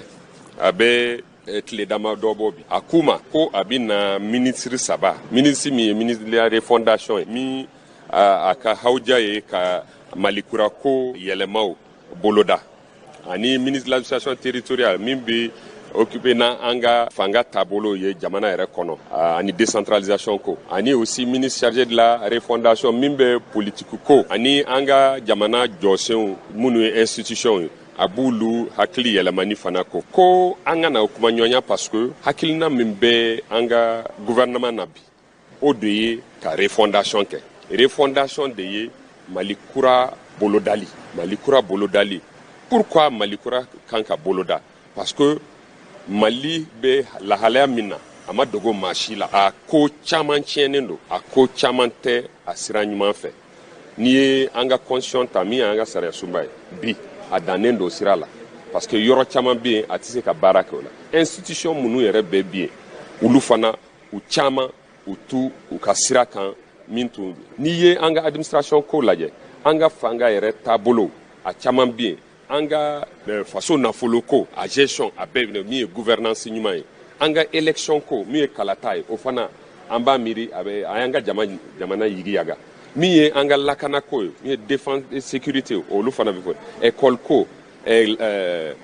santé ko, nin bɛɛ u kan ka lajɛ ji ɲɛma jɔlen na. A baara ɲɔgɔn caman kɛra ka tɛmɛ. Mɔgɔw ye lasigiw kɛ, kabini kobedaw la. Kabini an ka lasigi yɔrɔw la fo dugu fitininw na ka yɛlɛ dugubaw la ka taa Mali kɔ kan fo dialogue national inclusive yɛrɛ nana b'o la, mais a bɛɛ hakilina mun bɔra la a ma lawaleya ka ɲɛ, a bɛɛ bilala tiroir kɔnɔ. An ko o ɲɔgɔn kana sɔrɔ. A ka ɲi bi Maliens ka se ka u sigi kɛ kabini an ka duguw la, communew la, ka na cerclew la ni région na, ka taa Maliens minnu bɛ kɔ kan olu fana ka ɲɔgɔn ye, ka sɔrɔ ka na région kɔnɔ ani district de Bamako, ka sɔrɔ ka na lajɛrɛba kɛ min assise nationale ye pour que k'a fɔ an bɛ Malikura min ɲini a jɔsenw jumɛn de an bɛnn'o kan. N'an bɛnna min kan an bɛ o sugandi, mais ni sugandili kɛra a tɛ kɛ kɔrɔlen ye tuguni dɛ. An bɛnna min kan o bɛ lawaleya, a bɛ wajibiya bɛɛ kan. N'o kɛra baara min bɛ se ka kɛ transition tɔ la, o baara bɛ boloda pour que an ka se ka kalata ɲuman kɛ, ka an sagona ɲɛmaw k'olu bila an kunna. Olu fana Maliens bɛnna min kan transition kɔnɔ, olu bɛ continuer ka o lawaleya pour que Malikura ka se ka jɔ sen kan. parce que kɔrɔlen a sera dan na a y'a dan yira a ma se ka an ka kow ɲɛnɛbɔ a y'an coron tuguni donc an kan ka segin o ko kɔrɔw la tuguni donc o de kama Mali kura bolo dali il faut que n'an bɛnn'a kan an ka se ka continuer donc ensuite o ye assise nationale de la refondation ye sen filanan min tun bɛ kuma la bi o de ye kalata cogoya an ko organe unique de gestion des élections maliyɛnw yɛrɛ bɛɛ ko organe unique de gestion des élections bɛn kɛra kan a mɛnna bɛɛ ko kanko a bila sen mais pourquoi a ma se ka kɛ parce que ŋaniya ɲuman tɛ an ka ɲɛmaaw la o tuma la k'a bila sen kan o de la a ma se ka kɛ bi bi na an ka jamana ɲɛmaaw président Assimi Goïta premier ministre Choguel Kokala Maïga olu ko olu ni ala ye jamana kalifa olu labi olu kɔni ko a bɛ kɛ donc normalement a kan ka kɛ ko duwawu de don a bɛnna ni a min ye parce que maliyɛnw bɛɛ y'a laɲini donc bi foyi ma to fo an ka a lawaleya mais n'a bɛ lawaleya fana gouvernement tɛ taa a kɛ ko ye min a b'a dilan sanfɛ ka n'a jigin maliyɛnw tɔ kan an ko o tɛ kɛ a bɛ ɲɛ yira de bɛɛ la an bɛ bɛn mun kan mun de bɛ don a kɔnɔ jɔn de bɛ se ka don a kɔnɔ a bɛ kɛ waati jumɛn na mɔgɔ minnu bɛ don a kɔnɔ u bɛ taa cogo di u bɛ sugandi cogo di a ka kɛ mɔgɔ latilenw minnu bɛ se ka baara kɛ pour que élection kana daraki tuguni wari kana sira sɔrɔ a la k'a fɔ politiki mɔgɔ de bɛ na ou bien jamana ɲɛmaa dɔ ou bien ministre dɔ de bɛ na fɔ élection dilanbaga a kɛ tan o k'a kɛ tan k'a kɛ min tɛ malidenw sagona ko ye an ko o tɛ kɛ tuguni donc o bɛ lajɛ ji ɲɛma jɔlen na an k'a bila sen kan ɲɔgɔn fɛ pour que a baara ka se ka kɛ donc nin de kuma fɔra bi donc a diction bɛ continuer sini n'ala sɔnna an ni société civile mɔgɔw bɛ na a kuma kelen kɛ yan an bɛ sɔrɔ ka taa bɛɛ fɛ tan pour que a ka se ka kɛ kuma ɲɔgɔn ye maintenant an ye assise nationale de la refondation min fɔ an ko ni bɛn kɛra a kan kalo 2 ni ɲɔgɔn cɛ an bɛ se k'a kuma kɛ k'a ban san'o kalo 2 yɛrɛ ka dafa o y'a sɔrɔ organisation des élections ale bilala sen kan fɔ a y'a ka baaraw daminɛ baara minnu ye fichier électoralw ye ani ko wɛrɛw ani fana mɔgɔ minnu don a kɔnɔ k'u ta k'u former pour que u ka se k'u ka baara kɛ ka ɲɛ o bɛɛ bɛ se ka kɛ pour que an ka élection minnu bɛ a kɛ ka transition datugu an k'o kɛ ka ɲɛ a ɲuman na donc ni bɛn kɛra ka maliyɛnw ni ɲɔgɔn cɛ n b'a miiri foyi t'a bali ala ka an dɛmɛ a la k'aw fo merci bien. Monsieur le ministre i kumana organe unique kan i kumana assise kan i kumana refondation kan Mali yɛrɛ problème ba ye min ye bi n'o ye lakanako ye an m'o b'aw ka kuma kɔnɔna na maaw bɛ se k'o faamu cogo an y'o kuma kɔni fɔ bɛrɛbɛrɛ an ko priorité o de ye lakanako ye ni lakana tɛ yen foyi tɛ se ka kɛ n'i y'a mɛn i bɛ kala ta n ko kalatalaw de bɛ yen jamanadenw de bɛ yen mais ni lakanabaliya y'a kɛ bɛɛ yɛrɛ tɛ i ka dugu la i bɛ yɔrɔ déplacé o cayara réfugié o cayara ni fɛn wɛrɛ donc baara de bɛ ka kɛ sisan baara bɛ ka kɛ pour que lakana ka segin a bɛ ka kɛ cogo min fana aw k'a dɔn ko maliyɛnw y'a décidé k'u yɛrɛ ta o baara de bɛ a bɛ gɛlɛya mais a bɛ ka kɛ dɔɔni inchallah ala yɛrɛ bɛ ka min yira n na aw b'a dɔn ko hakilisigi bɛ ka na dɔɔni donc ala ka an dɛmɛ a la a fɛn do tuma dɔw la gundo kow do lakanako a fɛɛrɛw ye gundo ye mais n b'a miiri a bɛ ka ye kɛnɛ kan dɔɔni a bɛ segin ka na inchallah o fana baaraw bɛ sen na pour que ala ka an ni sababa bɛn sani an bɛ na tila nin yɛlɛmaniw baara la ani lakanako bɛɛ ka taa ɲɔgɔn kunbɛn a ka dafa pour que kalata ka se ka kɛ a ɲɛma. an bɛ se k'a fɔ ko transition rectifier la bi yan. transition kɔni rectifiera depuis mois de mai. a rectification kɛra taabolo min fana ta aw y'a ye ko baara sɔbɛ yɛrɛ de bɛ sen na plan d'action de gouvernement manamana ko tɛ dɛ mais mɔgɔ ma sinɔgɔ mɔgɔ ma sigi a baara kɛra de i bɛ wuli fajiri i bɛ da minuit kɔfɛ a bɛ kɛ ten de a kɛra ten de fo n b'a miiri dɔgɔkun 6 min tun fɔra pour que a ka kɛ an ko an t'a kɛ kalo 5 ye ou bien kalo 6 an b'a kɛ dɔgɔkun 6 a kɛra o fana na a présentera a adoptera maintenant malidenw a kɛra malidenw de kama i tɛ se ka girin k'a fɔ k'i bɛna a mise en œuvre kɛ k'a jɔ sen kan il faut k'i ka taa malidenw hakili ɲini dɔɔni bɛɛ ka se ka bɛn a kan pour que an ka se k'a baara kɛ o de laɲinitɔ filɛ nin ye mɔgɔw b'a fɔ ko munumunu cayara girin ka wuli ka fɛn dɔw fana kɛ min tɛna laban ou bien a bɛna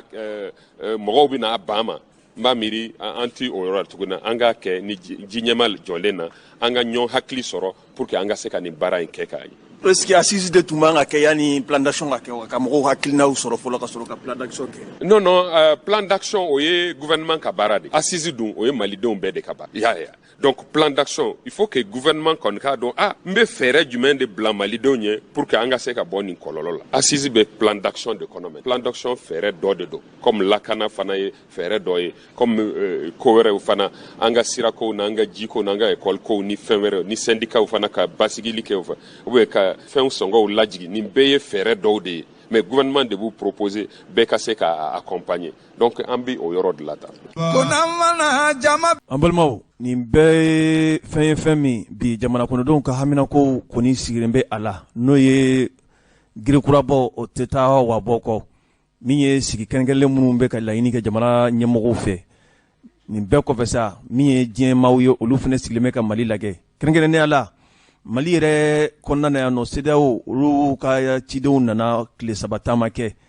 o tile 3 taama kɔfɛ an ye a kalan kunnafoni sɛbɛnw kɔnɔ yan nɔ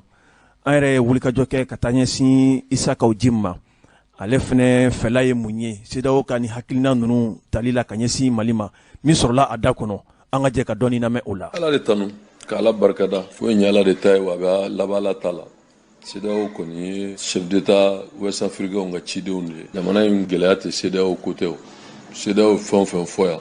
a si ma waleya donc tiɲɛ yɛrɛ la CEDEAO kɔni ye pour tout le respect dû à cette institution vraiment elle est peu crédible aujourd'hui tubabu ɲɔgɔnna kana k'a bɛna Mali problème ɲɛfɔ parce que CEDEAO ko yan nɔ ko maa min bɛ k'a bɛ fanga la ni kɛlɛ y'u la CEDEAO ma fɔ ko i bɛ ka place ka bɔ président la ko kuma t'a la i bɛ ka binne o CEDEAO kelen ma tila ka na tugun sika fɔ kɛlɛ ko non ko cogoya bɛɛ la ko transition na ko sɔrɔdasi tɛ bila a kunna sɔrɔdasi tɛ n'a kunna bon CEDEAO ka n'i jɔ yan tugun ko élection ka k'a daba da tɛ k'a laban na ne bolo nin bɛɛ kɔni ye vraiment ci tɛ mɔgɔw la dɔrɔn maliyɛnw kan ka jɔrɔ ni min ye jamana bɛ impasse la jamana bɛ kisi cogo di CEDEAO ma jamana coro CEDEAO tɛ se ka jamana kisi jamana tɛ k'i yɛrɛ sɔrɔ dɔɔni jamana ma foyi sɔrɔ jamana bɛ ka don o don a bɛ ka juguya wa bɔ bana bɛ ka juguya n'i ma fɛɛrɛ ɲini o la o bana bɛ taa n'i ye mun de bɛ min ɲɛnabɔ ni lakana don lakanabaliya bɛ ja ni kalanko problème don o juguyara a b'a on est au point de départ bon n'an k'an bɛ taa fo k'a fɔ ko jamana réforme ko kuma min bɛ sen na jamanadenw ka problème to yen jamanadenw ka problème ye min ye jamana ka lakana jamanadenw ka lakana olu ma sabati jamanadenw ka problème bi don o don dɔ bɛ ka fara jamana fo ma vie chère fɛn bɛɛ da gɛlɛyara opportunité tɛ yen bɛɛ bilenen don ŋɔnɔ ma ko n'a bɔra mɔgɔ damadɔ la mais jamana tɛ mɔgɔ damadɔ ko ye n'i ye maliyɛn jate bi 190 ka problème ye min ye i bɛ hami n'i yɛrɛ tɛ somɔgɔw bɛ dugu min na a bɛ cogo di ou bien n bɛ sini kɛ cogo di fɛn bɛɛ da gɛlɛyara don o don fɛn bɛɛ da bɛ ka gɛlɛya solution tɛ yen bon n'an nana jɔ ka jamana problème bɛɛ lié ko élection bɛ kɛ a tɛ kɛ élection bɛ kɛ a tɛ kɛ vraiment o ye jajiri fasa de ye quoi jamanadenw kan ka min kɛ bi n'i ko man ɲi i bɛ solution de fɔ jamana solution ye min ye yɔrɔ depuis transition in daminɛna charte kuma fɔra a ma se ka waleya maa min Moctar Wade ni bandaw bɛ ko kɔsi ko ma ɲɛnabɔ bon Choguel fana b'a la ko assise nationale donc vraiment nin bɛɛ ye déplacé c'est des jeux de mots assise mankan bɛ yan non assise ko tɛ o fɛn dɔ de kan ka fara kan min ma fara kan souveraine parce que 91 ne tun bɛ yan 2012 ne tun bɛ yan Ala barika la n bɛ yan donc a bɛɛ kɛra ɲɛna o et puis n sen kun b'a bɛɛ la peut-être qu'à des niveaux de responsabilité différents parce que 91 c'était simple manifestant 2012 j'étais rattaché mais aujourd'hui je suis dirigeant président de parti politique et membre 4e vice-président du CNT ne ni Goodluck sigira ka kuma yanni bɛ ka bi don min ne b'a fɔ Goodluck ma n ko mais yanni i kana sigi k'an ka kuma i bɛ ka tɛ to yan a to to yen i bɛ ka mɔgɔw faga ne bɔra salle kɔnɔ o ma kɛ salam na n ko ne tɛ sigi ka kuma ka négocier n'a ye i bɛ ka di chance la i bɛ ka binne Goodluck nana kuma minnu fɔra je vais faire économie de ça o kana to fana komi aw ta yen vidéo ko t'a la i bɛ ka binne Goodluck ni mɔgɔ minnu sigira ka kuma minnu fɔra kuma ma ɲi dɛ n'i tɛmɛna wagati dɔw la i bɛ taa ɲɛfɛ quoi kuma to ye mun ye non hakili cogo min a bɛ kuma ma ɲi karamɔgɔ kuma ma ɲi kuma bɛ mɔgɔ dun ala mais mɔgɔw hakili la ko ne ye min ye ne t'o ye moi je ne suis ni agité ni impulsif n bɛ nɔrɔ de min ye n bɛ nin fɔ n kan ka fɔ ani n t'a dɔn n bɛ min fɔ tɛ kelen ye e hakili la ko mɔgɔw bɛ politique kɛ ko mɔgɔw k'i to yan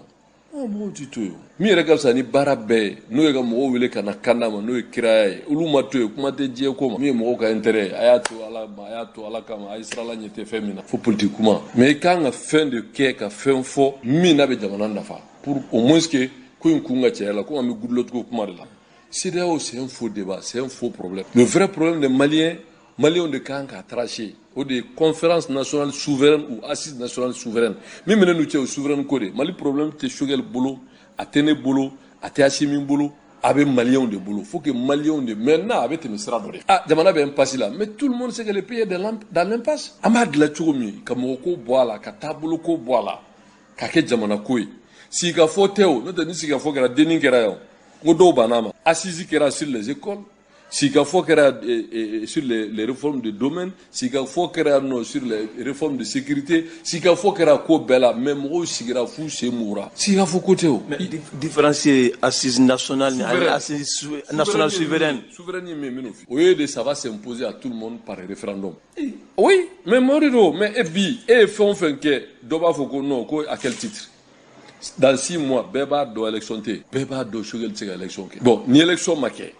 minnu b'a fɔ ɲɛti minnu b'a fɔ fa an mago tɛ élection na an ka taa a ka prolonger mais ni fila si n'a pas la légitimité du peuple min ko dɔ ka fara kan à quel titre i bɛ dɔ fara kan min ko fɛn tɛ fara kan k'a ka kɛ e bɛ se ka kɛ ni dalilu jumɛn ye donc on est dans l'impasse maintenant peuple de b'o trancher o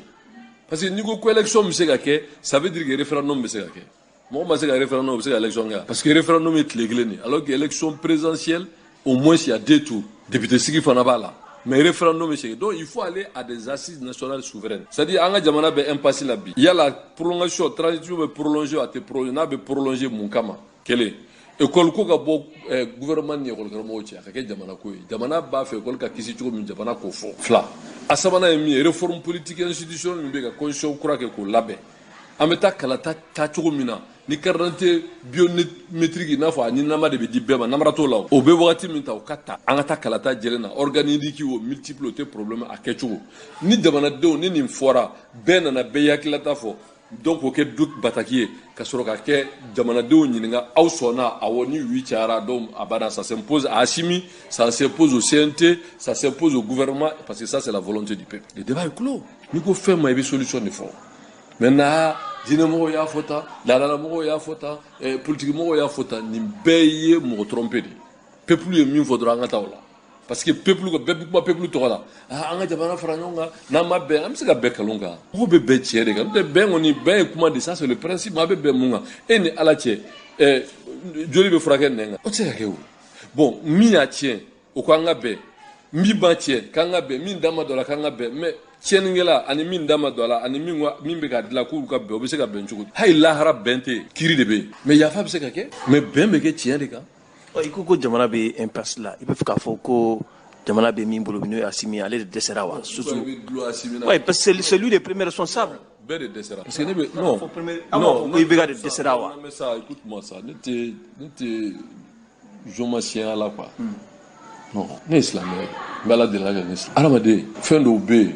o ye ala ka domaine ye mɔgɔ jɔyɔrɔ tɛ yen mais adamadenya la n'i kɛra tiɲɛtigi i bɛ sɔn tiɲɛ ma tiɲɛ a fɔra hali n'a b'i yɛrɛ kun kan aw de ko ten ne ye mukali de ko ala kɛra o fɔ ale ye salatu wasalam ko hali ni tiɲɛ b'i yɛrɛ kun kan i ka sɔn tiɲɛ ma mɔgɔw bɛ tiɲɛ de fɔ mais ka tiɲɛ bolo yɛrɛ kan mɔgɔ min bɛ sɔn o ma man ca dɛ bi ni transition tiɲɛna Assimi sen b'a la Diaw sen b'a la Wage sen b'a la ne yɛrɛ terikɛ cɛ gɛlɛn Moribo Van sen b'a la Sadio sen b'a la n bɛ ko k'a ye MC ko ka bɔ ka IBK gɛn n'an y'a si an bɛɛ sen b'a faut pas être naïf Assimi kelen tɛ o n'a tiɲɛna an bɛɛ de don parce que anw de bɛ ka jamana gérer bi n'a tiɲɛna anw de don anw de ko peuple ma ko IBK tɛ se ko k'a gɛn a gɛnna anw bɛ se k'a fɔ cogo jumɛn na k'an dɛsɛra non an kan ka solution de ɲini n'i y'a ye n'u tɛ bɛn a la parce que dabiri in tɛ ko dilan quoi n'o tɛ bi a ser'o la an tɛ n da de yan sɔrɔ ɲinifɛn kɛra sɔrɔ fɛn bamananw ko ten n'o de b'i da de. o b'a yira k'a fɔ assise nata aw ka parti tɛna participer assise la ni position min an y'o fɔ n'a pas remis en cause qu'elle soit souveraine assise se ka kɛ dɔ ka laɲini ye o parce que n'o kɛra o fana y'a dama mankan de ye o n'a nana kɛ sa ni dɔw ko k'u ma jɛn n'a ye o bɛ to mankan kelen ye mais o tɛ ban la o bon pour que k'o trancher an ka taa référendum na. mais référendum bɛ se ka kɛ cogo di e t'i ka jamana kɔnɔden bɛɛ yɔrɔ dɔn yɛrɛ. bon e de to dɔn e bɛ élection kɛ cogo di ça veut dire que ce que j'ai dit c'est vrai élection tɛ yen na parce que n'aw taara nin bɛɛ la kuma bɛ poser o n'an k'an bɛ taa référendum na jamana yɔrɔ minnu bɛ yen ni jamana ka mara t'o kan an bɛ bɛn o fana kan o k'a fɔ jamana ka mara t'o kan o déplacer nin yɔrɔ min na u bɛ taa voter o bɛ kɛ bɛnkan de kɔnɔ misaliya la dugu dɔw bɛ yen bi a minɛnen don mais o duguladenw fana wulila ka taa kɛ réfugié yɔrɔ dɔ la mɔgɔ dɔw sigilen bɛ Garabali la nɔ Garabalikaw tɛ ɲamana kɔrɔ yan bɔra fo Mopti jamana na mais u bɛ voter au nom de cette région même par Kidal ata Kidal ka balontan dugu in tɔgɔ u ka basket ko ata Kidal o ma dɔn mun de u tɛ jouer basket la n k'u bɛ yan de u tɛ Kidal o n ko rebellion na u tun bɛ yan donc pour vous dire que o bɛɛ bɛ kɛ bɛnkan de kɔnɔ mais peuple ka décider dɔrɔn a ka fɔ yɛrɛ région segi min be hay ni cercle be masro no région segi be votera au résultat o ka valider en ce moment o te asiminga koy ambalmaw nin tun ye isa ka o jimi ye kunnafoni sɛbɛn l'indépendant a ye a yira k'a fɔ funankɛni jɛkulu dɔw farala ɲɔgɔn kan nin dɔgɔkun yɛrɛ kɔnɔ ka taa kunnafonidilaw tɔgɔ la soba kɔnɔna na u ka kuma laɲini tun ye mun ye min ye Habib Sila ye k'a fɔ yamaruya tɛ a bolo wa sariya yɛrɛ tɛ jɛn fɛnɛ a ka kuma bi ni maliden minnu sigilen bɛ Mali kɔ kan olu tɔgɔ la u yɛrɛ ka sonadonba min tun bɛ n'o ye maître Mamadu Kamara ye ale ye kɔrɔfɔw ta ka ɲɛfɔli caman kɛ ka yira k'a fɔ kiiri tigilamɔgɔw olu ye kɔrɔfɔw bɔ ka bin wa n'i ye jateminɛ kɛ Habib Sila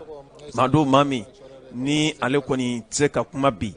jamana kɔnɔden minnu sigilen bɛ jamana kɔ kan olu tɔgɔ la sabu a bɛ sariya sɔsɔw kofɔ a bɛ waati jan bɔ bi a ye o kɛ Mali kɔnɔna na yan n'u ka sariyaw lajɛ au conseil des maliens de l'extérieur ka sariyaw ta k'a lajɛ maa man ka waati dɔw kɛ k'a daminɛ kalo 6 fo ka taa bila san 2 bɔɲɔgɔnko i sigilen bɛ Bamakɔ an fɛ Mali kɔnɔna na ka sɔrɔ i bɛ yɔrɔ min na ni i ka baaradaw bɛ yen nɔ ka san 2 kɛ yen kɔ o b'a jira k'a fɔ ko e ni jamana kɔnɔden minnu sigilen bɛ jamana kɔ kan olu tɔgɔla kuma a man kan e n'olu ka ɲɛmaaya man kan nka sigi wulilen kɔfɛ an y'a madon min ye Madi Kulubali la k'ale ɲininka min sɔrɔla a da nin sigi in kɔnɔna na an ka jɛ k'o lamɛn. Tɔgɔ Madi Kulubali ne ye secrétaire relation extérieure Gabon conseil de base kɔnɔna na. An bɛ kɛnɛ jumɛn kan wula in? Bon an bɛ kɛnɛ min kan wulada in na o ye ka ɲɛfɔli kɛ maliyɛn minnu bɛ Mali kɔnɔ ni Mali kɔ kan ko min bɛ sen na n'an ma ɲɛfɔli kɛ a tɛ ɲɔgɔn faamu donc min bɛ sen na o conseil kɔnɔna na min bɛ sen na Gabon conseil de base ani o conseil dirigeant ni ɲɔgɔn cɛ k'o ɲɛfɔ mɔgɔw ɲɛna u k'a faamu walasa u bɛ bɔ fili kɔnɔ. Mun de bɛ sen na parce que kuma cayalen bɛ a ko la. Bon min bɛ sen na o tɛ dɔwɛrɛ ye i tɛ se ka kuma mɔgɔ dɔ tɔgɔ la k'a sɔrɔ a tigi ma yamaruya min bɛ Gabon maliyɛn minnu sigilen don olu y'a yira k'a fɔ ko Habib Sila t'u ka président ye tuguni conseil de base kɔnɔna na. Dɔw ou bien u bɛɛ de? Bɛɛ lajɛlen parce que bureau min sigira u bɛ kuma bɛɛ lajɛlen de tɔgɔ la. Furu tɛ siri furu kan o. Bureau nin bɛ sigi don min na nin représentant bɛɛ lajɛlen tun bɛ yen o conseil mɔgɔw yɛrɛ tun bɛ yen n'o y'a secrétaire général ye monsieur Kamara que je cite aujourd'hui o tun bɛ yen ani délégation ani délégué wɛrɛ tun bɛ yen maintenant ambassade mɔgɔw tun bɛ yen bɛɛ y'i bolonɔ bila papier la donc olu bɛ se k'u bolonɔ bila papier kelen na k'a fɔ ko tɛ reconnu pendant affaires étrangères b'a kalama élection kɛra entre consensus Habib Sila kɛra président ye Maire kɛra premier vice président avec le plein pouvoir ani Habib bana k'o bureau reconnu ka tila ka taa bureau parallèle wɛrɛ sigi sariya de b'ale ɲangi donc an b'o kɛnɛ de kan k'a ɲɛfɔ mɔgɔw ɲɛna Habib Sila tɛ Gabon conseil de base président ye donc n'an bɔra Gabon n'an nana Mali kɔnɔ a tɛ se ka kuma Gabon conseil de base tɔgɔ la parce que sariya y'a minɛ ye kaban sariya ye mun fɔ ko n'i bɔra i ka jamana kɔnɔ k'a daminɛ kalo 6 ka taa se san 1 ma k'i tɛ jate o jamana kɔnɔ den ye tuguni i bɛ yan de Habib ye san 2 ani kalo 6 kɛ a bɛ Mali kɔnɔ a ma deli ka weleli kɛ tile kelen ka Gabon maliyɛnw ɲininkali kɛ k'a fɔ mun bɛ yen a ma deli ka weleli hali lettre officielle kɛ k'a fɔ ko nin baara nin bɛ sen na k'a fɔ ko nin de ye empêché bɛ fɛn wɛrɛ o dalu b'e bolo wa o dalu mais ne yɛrɛ bɛ conseil de base kɔnɔ ne ye secrétaire relation extérieure ne y'o de fɔ conseil de presse kɔnɔ san 2 nin kɔnɔna na anw ye baara min kɛ a bɛɛ tɛ se ka ɲɛfɔ mais a la belebeleba ye mun ye n'i kɔni bɔnna ni na i ka diɲɛ banna an ye mɔgɔ 2 su don minnu su donna maintenant anw yɛrɛ bolo a kɛra misigi ni fɛn sugu bɛɛ y'an bolo parce que adamaden wɛrɛ de kɛra sababu ye k'u bɔnɛ ŋɔni est ce que ni autorité tɛ en place k'o ko ɲɛnabɔ e dalen don Mali la e tɛ foyi kalama i tɛ ci bila mɔgɔ ma donc ni autorité tɛ k'o ko ɲɛnabɔ est ce que a bɛ ɲɛnabɔ ambassadeur tɛ Gabon ye ambassadeur bɛ Gabon mais ambassadeur ni o conseil bɛ baara conseil de base de bɛ baara kɛ ɲɔgɔn sariya bɛ ambassadeur banaya ka baara dɔ kɛ sariya bɛ conseil de base yira ka baara dɔ faut que maliyɛnw ka bulon kɔnɔ o conseil ko nin y'an ma ta bala parce que anw bɛ baara min kɛ an t'a fɔ an bɛ tɛmɛ ambassade kan dɛ n'anw bɛ se ka don yɔrɔ dɔ la ambassade tɛ se ka don parce que o ye société civile an yɛrɛ dama ni ɲɔgɔn cɛ diplomatie ko t'o la foyi ko t'o la mais an bɛ baara kɛ main dans la main n'an farala ɲɔgɔn kan an bɛ se ko la donc a b'o cogo de la anw ye nin baaraw baara kɛ an m'a kɛ ambassade kɔ an y'a baaraw baara kɛ an ni ambassade de y'a kɛ ɲɔgɔn fɛ an y'a baaraw baara kɛ ambassade tun bɛ terrain kan anw yɛrɛ bɛ terrain donc an fana bɛ k'an seko n'an damayira de yira Mali ko la conseil de base ko min filɛ nin n'i y'a ye an bɛ ta baara de kɔ an b'a dɔn a bɛ nafa min ɲɛ maliyɛn de l'extérieur kɔfɛ mais tant que c'est mal dirigé comme ça nin bɛɛ de ye fili ye parce que conseil de maliyɛnw kan ka bɔ ko dɔw kalama bi à travers le haut conseil u ma bɔ o si kalama parce que mɔgɔ dɔw kɛlen don k'u bolo biri au conseil mais est ce que aw ka nin wulikajɔ in mɔgɔ wɛrɛ t'a kɔfɛ yan sabu an y'a ye hali t-shirtu tun b'aw kana yan nɔ aw ko ka t-shirtu bɔ ko aw ta ye Maliko ye a fɛn dɔ dogolen tɛ ko in jukɔrɔ mɔgɔw tɛ ka min ye wa ayiwa k'a yira maliyɛnw na k'a fɔ ko foyi dogolen tɛ ko nin dugu ma mɔgɔninfin i bɛ wolo fɛn dɔ de la ka taa bange fɛn wɛrɛ la t-shirt min filɛ nin ni a y'a ye ma explication di aw ma a yɛrɛ k'a mɛn Maître Jawara ka association sigilen de ye RGMG bi a yɛlɛmana ka kɛ RGMD ye Rassemblement des jeunes maliens de la diaspora a y'a faamu donc maintenant RGMD nin filɛ nin n'a kɛra diaspora ye a sigilen don jamana caman de la donc ni wulikajɔ bɛ Maître Jawara tɔgɔ la ni ci seru ma ali ni mo mu wele akaka o kanu yira kene ka foko non on va ne be mere jawara don amaka la sinon c'est uniquement pour la jeunesse de la diaspora ne bolo manga ke fait parce que ambe malien de na kera bi association chama ngbe saka nyongo soro ya association min mere kadi o ene nyinga la kacha ka foko mere ni sherifu ka relation mere ni sherifu ka relation te bi koyi kabini mere mana sur la scène mere ni sherifu be nyogondo wa angana bla sherifu yere drona mere ni bela jelinka l'exemple c'est quoi Moussa Mara Tagara Gabon ataka ta fuli bla mere jawara la o ye politicien non ani kera opposé ko na ni kera conseil basile nyemo yi itseka mo ko shi refuser donc an tseka mo ko gain ka ko kibe ton wala la ka ko kibe na mais ni ko bi sono kala kono ka se yoro la ni sharia bi nyanga ambalmaw nin tun ye Madi Kulubali ye an bɛ dugawu kɛ Ala ka basigi don a ko la ka da waati yɛrɛ na cogoya kama min ye Abibu Sila ye ale tun welelen bɛ kiiritigɛlamɔgɔw bolo nɛgɛ kɛrɛfɛjuru a lagɛ joona ni an sera ka Abibu Sila sɔrɔ a ka ɲɛfɔli kan ye nɛgɛjuru sira fɛ Abibu Sila e bisimila radio ɲɛtaa kumaso sanfɛ. Sinon qu'il faut min wele vraiment merci le fait qu'il est intéressé à Angakola. Effectivement kiritumbe sena kerabide ambe ala fo ka anka magistrat fo particulièrement la cour d'appel parce que vraiment où est droit kala ni est droit kala au de koso vraiment o jera koso be bon donc min funi en signé où ya débouté quoi donc avec comme ambe pour que ka kono ya droit en gagner na donc il faut parce qu'en tomba do fana ni droit kala na ambe gagner parce que femin tun kera bon tim tado ni fili di do bien na kera par esprit no te antu mankan ka condamner ari folota parce que mami ya wele kila il n'est même pas apte, il n'a même pas la qualité. Et Tchordi il n'a pas la qualité parce qu'il y a crime folora kabo a bébé koko conseil code là. Right. Et ma conseil du bado saria statut anka statut bi mun fo jelendo. Bon mami te membre obiseka anka ko photo di surtout kan condamné. Et mais faut qu'on me jawara te membre au conseil kono. Jamais, mais puisque si tu veux demain comme il y a journée na amba bureau exécutif comme mo jiri là. Mo mimbala bon mere be gabon mere be gabon bon donc ari ambe jiku anga jiku mimbe gabon na yere atala bon parce que au conseil fana jiku mimbe c'est composé de conseils de base bon donc conseil munumbe il faut qu'il soit reconnu par le haut conseil et puis que droit sera 300 000 par an adhésion il y a adhésion sera et bon ni et trop là et baiser que votre dit que et au membre de au follow bon bureau min bambolo gabon né de au nyamoui bon donc ça fait 27 ans né de au nyamoui bon donc ni mam wéré wula ni peut-être ton boulot mutan ko ni anka constituer de ya muraka fo bébé c'est ka tonke ni makile ou bien groupement de bon biseka jeka kunika fait ka association créée mais association be saria do bala va donner ko ni tese ka gabonais malien gabonais si jala ginte se ka toro parce que ni kera nyamo wo koro de awa et de kanga de la corchi bon donc c'est pourquoi Gabonais ou Béba donc le Bénin, mon combat c'est protéger les Maliens. Bébé on ODE. Donc c'est pourquoi ni Gabonais Kobefo. Moi en tant que chef je dis que moi aussi Dogoya ou Kamoko Djalabi parce que avec comme nebe do bon yere là. Mais honnêtement par là ni association Code de faux. Association Mimbe Gabon a donné nous. Maga. Au conseil Fanamo Mimbe il y a 77 pays. Bon, Jamana Biolo, la Nibolo, la Djelendo. Bon, donc il y a un bureau exécutif du Haut Conseil. Awa, Gabonais, Kele Minkato, Bala, Gabon, Moho, de Nede. Bon, donc, ni Gigi Mafli, ni Koibe Saria Tiga, Moho Minte, quelqu'un qui n'est même pas membre. Obissekana, association Fenge Tchouti. Voilà, au fil de Donakola, mais bravo à la cour d'appel. Ambou Foukou, Walimando, parce que oui, Bebo Flila. Parce parce que ma jamana bi wala de nana Bamako depuis les taniko bon amba makono phoni siri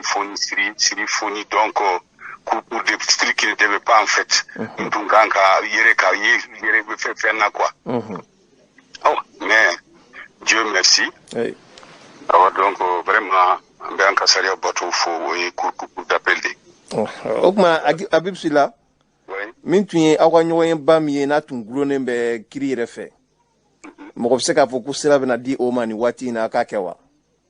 n'ala sɔnna a bɛ kɛ dɔgɔkun nata ani ministre déjà ye contact pour que en cas de date fixée a bɛ kɛ CICB kɔnɔ n'ala sɔnna a kan ka kɛ c'est la 7e conférence hein donc a tun bɛ kɛ cogoya min na a bɛ kɛ o cogoya la sous la haute expédition des hautes autorités de notre pays donc avec Nala Sona, donc à partir de lundi matin, Nala Djena et Ani autorité Wani Banque ministre Benyogogné, donc à date ni heure fixée, donc à Mena Bella Donia, parce que vous êtes tous conviés à cette importante, n'est-ce pas, cérémonie d'ouverture. Donc avec Fouita Balika, que Dieu merci. Oh, mais où tu mets Kakuma Mounufo, tu m'as donné la cadonnier Kata Ire Dakono. K'a fɔ ko i bɛ san 2 bɔ yan nɔ u taara sɛgɛsɛgɛliw kɛ avion so la ko i tɛ ka se Gabon ko b'a jira k'a fɔ ko e ni Dabo ɲɛmaya man kan o ye tiɲɛ ye wa. awɔ yanni Gabon e min bɛ Mali la c'est sûr que i b'a dɔn i ka mɔgɔ dɔ kan ka sɔrɔ Gabon donc maa bɛ Mali la a ka mɔgɔ bɛ Gabon n'u y'a mɛn k'a fɔ ne ka mais a bɛ san 6 bɔ ne ma se France. Bon, donc, si ça me mata Gabondro, mata hari, mata Hirosifone visite quelqu'un qui est Jamana Mounoumbe, Degoula. Gabon, c'est-à-dire, journaliste n'est pas magnifié ça. Bon, sans flat, terminé à connaître, à fora connaître Malien, au ma foi. Fora. Bon, si ça, donc, combattre avec Malien, ça. Donc aw b'a fait tourner ka fo nete gabonais bon netu de malien gabonais de netu de gabonais malien de donc maka ou ya me ka fo mari jour ben wa ou bien mais pourquoi alors ou ma saria fenge ulu zilembe yani Gabon dongo do téléphone par jour ne be peut-être me mo keme wolé problème bi ulu de dala ulu mun fo problème bu dala gabonais voilà donc Dieu merci gabonais ka demba ya bébé non harinka chetia donc à Kadiembe toi mun bo kuma fo ibado yemuya c'est-à-dire ni ne tunte hein peut-être ou sago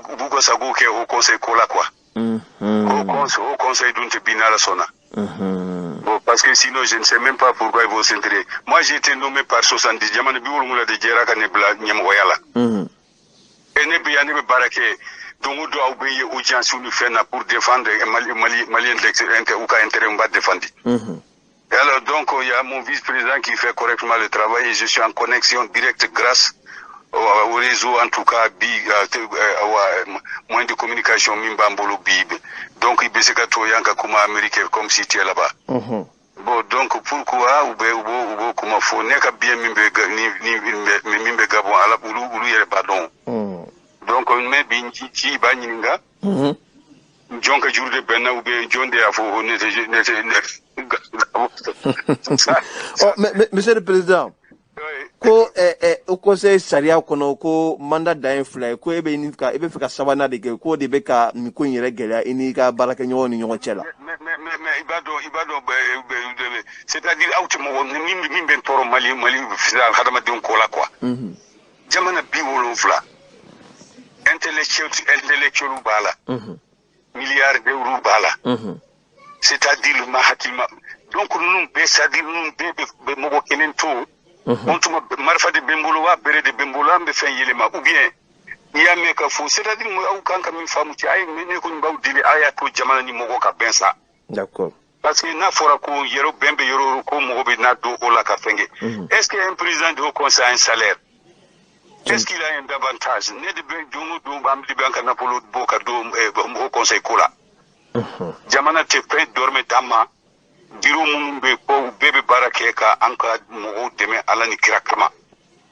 mo site sara ne be ya do har ni yaw yi aw mun e min fle ni nani wele simi ikana amba fe ka événement ke mais est-ce qu'on n'a pas droit de te payer anti sara oui bon télévision du ate sara télévision privée abe sara mais bon donc hari ola auto fana te dépenser wa ko état be wardo da ma sangono de million tan duru ko état be wardo di aw ma sangono ko wéré de menay nina million tan duru dira ma million tan duru tese gari fura batimani fural ke million tan duru dira ni mogo ni montant wéré be ma wulu ba ma wéré bolo aka tigi ka fonye l'état nous a donné 15 millions million tan duru o kera nyina di au Kérénina. C'était vers le mois d'avril. Donc, Ani Sanche, Dorme Kilimba, nous avons un fonctionnement de près de 1 million Kemenimouga. Boni Maï, Dorme Dala, Aninga, Mougo Bessé qui voulait téléphone, na Ikarajo la Kafie, allez au conseil de Miliki, à Tigre voulait ça. Ok. Pourquoi Mougoto Kasutra ça? D'accord, président. Oui. Ika Kumalaba Jumé, Yana Menyoye Chien. Sinon, bébé, faut qu'Awali Jumado, surtout Mogomu Yuka Barabla. Façon de nyuma munu na kana o conférence kama bo yuko barabla yuko demba yobla ndu foku wali mando ani mali munu uka biro munu to mogo munu tora ko fu be barala ka mali on kuna wolo ñu fana foli kanka fuye bo donc faut retard kera mais nala so nambe conférence organisée bébé sagi ka bazila avec Saria de Kono. Bon, donc, au conseil, les statuts de haut conseil de 2015, c'est un mandat renouvelable une fois. Mandat qu'il a renouvelé, signé qu'il est. Bon, moi, j'ai fait 2015-2020. 2020, donc, n'y a mandat Wereta avec un mandat Flanaï. Mais avant ça, il y a un mandat qu'il est 2009-2015. Au taxi, c'est 100. C'est-à-dire sans limite de mandat. Bon, donc, agneau, il y a le mandat qui est renouvelable. Ou de ato Chirivier Santamangala. Voilà, Chirivier Santani Segike. Bon, donc, c'est pourquoi, Nen Alenko, bon, vraiment, il y a un mandat qui est changeable une fois. Bon, donc, 7e conférence, en Benaka, il fallait. Donc, maintenant, moi, j'ai droit à un mandat. Mais il faut demander aux gens comment nous faut John des candidats parce que Waribo de Balakoy. Ah mais écoute Waribo de Balaké ni ministre nyam voyé. Be voyager mission mon beta mission kata fait que Waribe kanga bodo de bolo. C'est pourquoi il y a pas beaucoup de candidats qui tapent à la porte Bon mon be kuma gansa fo mbudile ala kama. Ukato moins mal yero kiren ka marcher ça. D'accord. Sinon, on est responsable de Malien, qu'on fait Malien Befo. D'accord. Nema noro fousi là, parce que tout le monde est libre d'être candidat. Tout le monde, ou cas donc, il faut dama, tout le monde aussi, ma kadi mama, il est candidat. Mais ce qui est extraordinaire, candidat qui n'est pas de yera. Au fana bon, candidat fana qualité de balako, pour que au conseil de Malien, fait fitinité. Voilà, donc ni ay jamana biwulungula ma juli ma million juli. Ma kilin des candidats et ne douye candidat sortant de. Bon, ni ba don bi ni nya toye. Mo mi ba fo ka be candidat dire que mai abisi ka conseil charge de tari kalo saba. Donc kato nanye ferike. Faut be jijera ma au conseil aka indépendance soro ça dire ka aka abisi ka yero koro. Donc on a sa BBC il suffit de bonne moralité il va gérer mimbe kasoro nafolo be sarabe abe dafalendo. Mais au moment où autonomie tambulu wajibi il faut que fentigue que kanye moyala. Bon be ou de son comme une fois au deyoyi. OK. Donc il faut que beka donc faut wari bodron de bala. D'accord. Nema dirika au conseil utiliser ka fo sinina kola. Ni sambina ni si woro ke gabon. Bon donc be ko fait donc be malido. D'accord. Nembe ala deli malide mimbora ala ka deme ku be deme donc il ka sagiso. Inshallah. Voilà donc vraiment ndafe bu be ka zala ku nyuma sagi. Bon donc ne yerembe ala deli ala kan deme. Nka sagi ne ko ni tese ko parce que ngandemba ya bebe gabon Dieu merci ngadu yana ni be soro. Dieu merci ou bien nous sera barre la même barre que Mali Zambi 72 2021. Zambi na ni konontu ni be kofe donc ni na sankile ni ko sanflake ka jamana. Pour se ressourcer Zambi na bina ni konontu ma delika kalu kelenke mala. Bon il faut un moment essayer de s'adapter. pour quand même essayer de préparer aussi la retraite. Mais entre-temps, Mbemba Fengeme, ala dili, ala kamalien do nati, Mimbese au conseil Korakata, ou bien Ambedje, comme Ambenata conférence où nous faisons pour qu'Anka Ladje, au conseil BCK, aille recharge ta Togamina. Mais Ambe Bibina, mon site, Boulako, parce que Wari Baudron de Bala. Alors, ça ne pas fait qu'à Amalion demain. N'essayez Minyembo de Té. D'accord. Donc, Kabé, faut qu'à doit couiller. À la Katouman, on va payer. Amin Arabe.